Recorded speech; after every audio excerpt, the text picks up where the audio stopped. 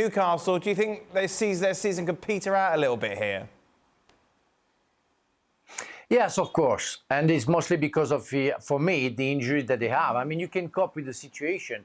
You can fight and try to get at the top, in the top four, and top of being good in Champions League. But at the end of the day, if you lose 10 players and very important players, it's becoming very hard to deal with all competitions, to be at the top. I really found today, and Trippier was really the example of it, because what you didn't see is on the third goal, I think it's him who covers the offside. It was out of order. And we are talking of, as you said, maybe the best player at this, in his position. And that's why maybe it made me think that some players are getting tired and they cannot be substituted because too many are injured. And that could be the beginning of, I wouldn't say a nightmare, but a bad story for Newcastle for this season, with all the hopes that we had at the beginning of the season.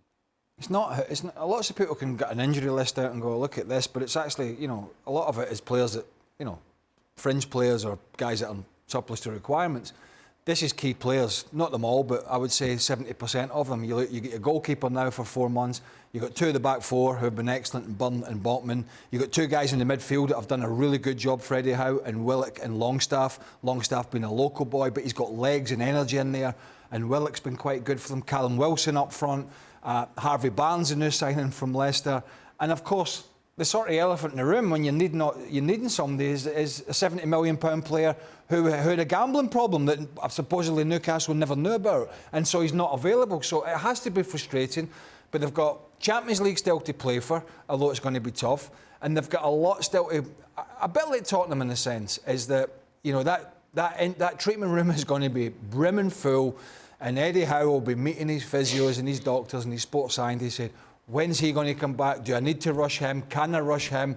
Because it's a very fine line that he's going to be treading in the next couple of months, trying to get some of these key players back, but not losing them again for the rest of the season. Because if he keeps losing these players, they will not make top four. And then on Sunday, Jurgen, it's a little matter of Spurs against Newcastle. Yeah, I think then the medical staff on both sides can have a nice meeting.